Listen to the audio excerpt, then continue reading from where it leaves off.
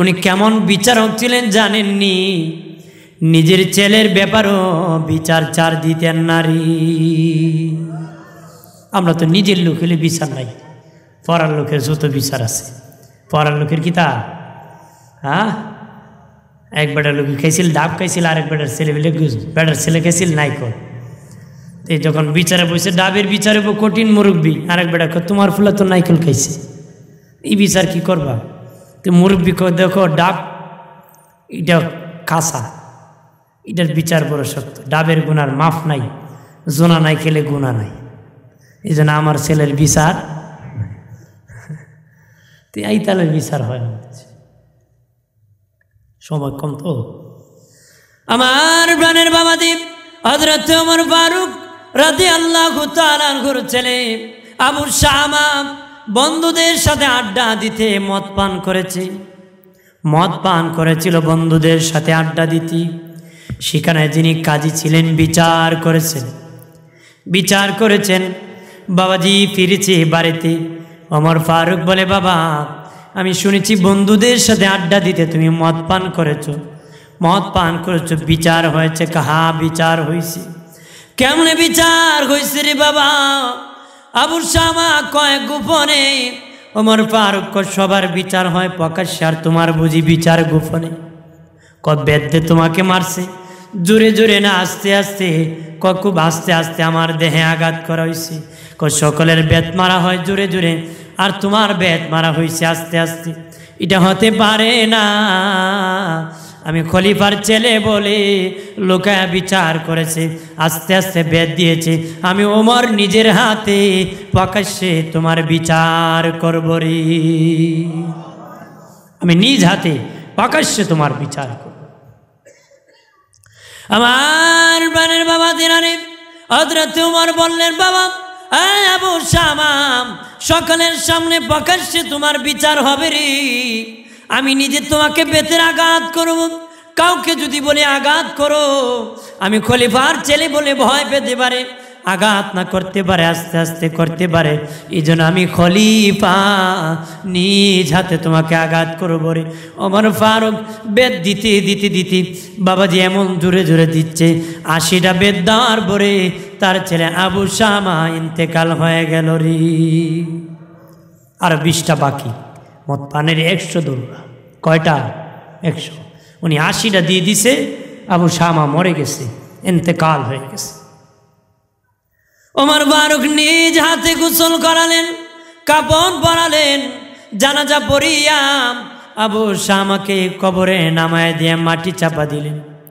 তারপরে বাকি 20টা বেত মাটির উপর মেরে দিলেন। বাকি 20টা বেত কই মারছে? মাটির উপর মেরে দিছে।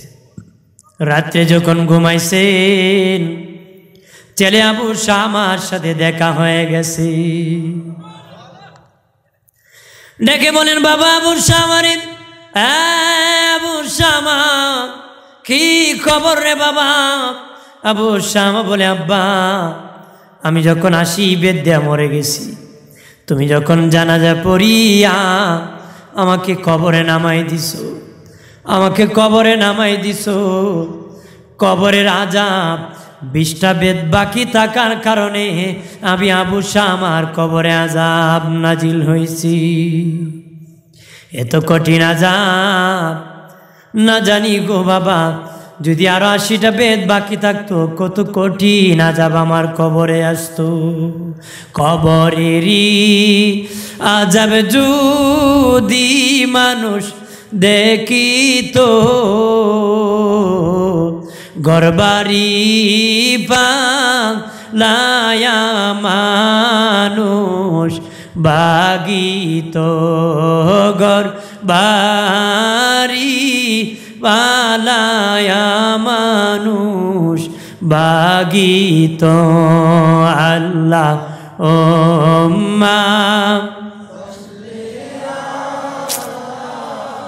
এটা চলেনি, বক্স চলে এটা।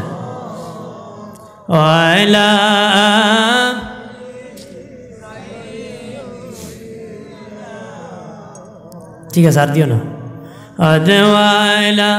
আলি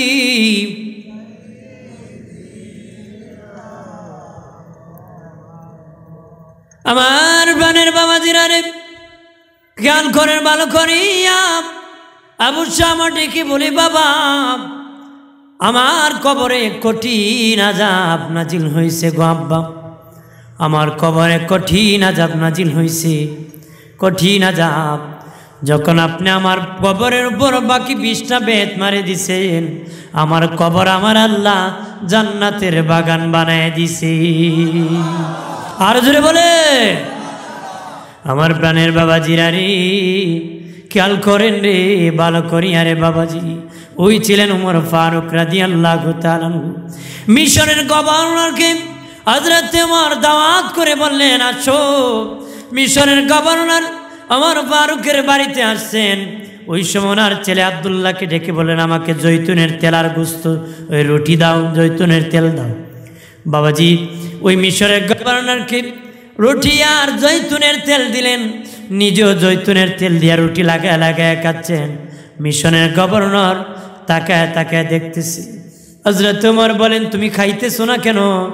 আমিরুল মুমিনিন শুধু রুটি আসছে, কোনো গুস্তরি আসছে না, এই জন্য আমি খাইতেছি না। ওমর বলেন, ও মিশরের গভর্নর, আমি এই কথা তোমার মুখে বাহির করার জন্য অসময়ে রুটিটা খাইছি। কেন জানোনি? আমি খবর পেয়েছি, আমার গোয়েন্দারা রিপোর্ট দিয়েছে, তুমি নাকি 3 বেলায় রুটি আর গোস্ত দিয়ে রুটি খাও রে, গোস্ত দিয়া রুটি খাইতেছ। আমিরুল মুমিনিন, হ্যাঁ আমি 3 বেলা গোস্ত দিয়া রুটি খাইতেছি।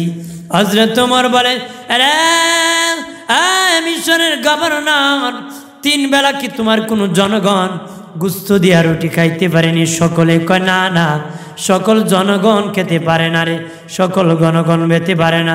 হযরত ওমর বলে, মিশরের গভর্নর, দেখো রে, আমি খলিফাতুল মুসলিমিন, আমি কিন্তু জৈতুনের তেল দিয়া রুটি খাচ্ছি, কারণ আমার মদিনায় দুর্ভিক্ষ দেখা দিচ্ছে, সকলে গোস্ত কিনে খাওয়ার মতন তৌফিক নাই, এই জন্য আমি ওমর গোস্ত দিয়া রুটি খাই না রে। আর জোরে বলে, আমার ডেকে বলেন, আরে মিশনের গভর্নর, একা একা মজা মারতেছো, রুটি আর গোস্ত দিয়া মজা মারতেছো, কিয়ামতের দিন আল্লাহর আদালতে কেমন জবাব দিবে রে? তোর জনগণ রুটি সকলে খেতে পারে না, তুমি একা একা মজা মারতেছো, আল্লাহর আদালতে জবাব দিতে পারবে না রে। সেই হলো ওমর। জোরে বলেন সুবহানাল্লাহ। আমার প্রাণের বাবাজি, খেয়াল করেন ভালো করিয়া। আমিরুল মুমিনিন খলিফাতুল মুসলিমিন জৈতুনের তেল দিয়ে রুটি খেতে খেতে স্বাস্থ্য শুকায় গেল। বাবাজি তারা কেউ সাহস করে না ওমরকে বলবে যে তুমি গোস্ত দিয়া রুটি খাও, যথেষ্ট পরিমাণ গোস্ত আছে, আপনি গোস্ত দিয়া রুটি খাওয়া শুরু করে দেন। গোস্ত দিয়া বাবাজি নবীর মেয়ে হযরত উমরের মেয়ে ছিলেন আল্লাহর নবীর বিবি। বাবাজি কেউ সাহস করতেছে না উমরকে ডাইরেক্ট বলে, তারা বলে আমরা যেতে পারবো না। আল্লাহর নবীর বিবি হযরত উমর ফারুকের মেয়ে, তাকে একটু বলে দাও, সে যেন তার বাবাকে বলে দেয়, আব্বাজি যথেষ্ট পরিমাণ গোস্ত আছে, একটু গোস্ত দিয়া রুটি খান, জৈতুনের তেলটা একটু বাদ দিয়ে দেন, কারণ উনি নবীর বিবি হযরত উমর ধমক দিবে নারী। কারণ উম্মাহাতুল মুমিনুন, উমরেরও মা, সম্মান সুযোগভাবে ধমক দিবে না। কেউ সাহস করতেছে না গিয়ে বলবে যে আপনি গোস্ত দিয়া রুটি খান।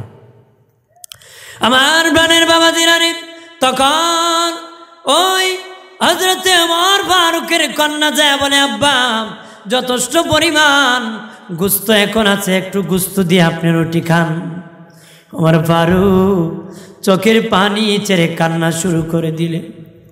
কান দিয়া বলেন, মা আর কেউ যদি আমাকে বলতো আমি মেনে নিতাম গো মা, কিন্তু তুমি আমাকে গোস্ত দিয়া রুটি খাইতে বলবে, আমি এটা মানতে পারি না রে। বাবাজি ওমর ফারুকের মেয়ে বলে, আব্বা আমি কি অপরাধ করলাম নাকি, অন্যায় করছি নাকি গোস্ত দিয়া রুটি খাইতে বলার কারণ? হযরত ওমর বলে, মা তুমি তো আল্লাহ নবীর বিবি রে মা, নবীর খেদমত তুমি করেছো রে মা, তুমি তো আমার নবীকে রুটি খাইতে দেখছো, নবী জৈতুনের তেল দিয়ে সারা জীবন রুটি খাইছে। আমার দিনের নবী সারা জীবন জৈতুনের তেল দিয়া রুটি খাইছে। আর তুমি আমাকে বলতেছো গোস্ত দিয়া রুটি খাইব। আমার স্বাস্থ্য দুর্বল হতে হতে যদি আমি মরে যাই, তারপর নবীর সুন্নত থেকে আমি হালাক হব নারী। আমি আমার নবীর সুন্নত থেকে হালাক হব নারী। আরে আমার মেয়ে সাবধান, আর কোনো দিন আমার কাছে বলেও নারী আমার নবী সারা জীবন জৈতুনের তেল দেওয়া রুটি খাইছে, আমিও সারা জীবন জৈতুনের তেল দেওয়া রুটি খাবো রে।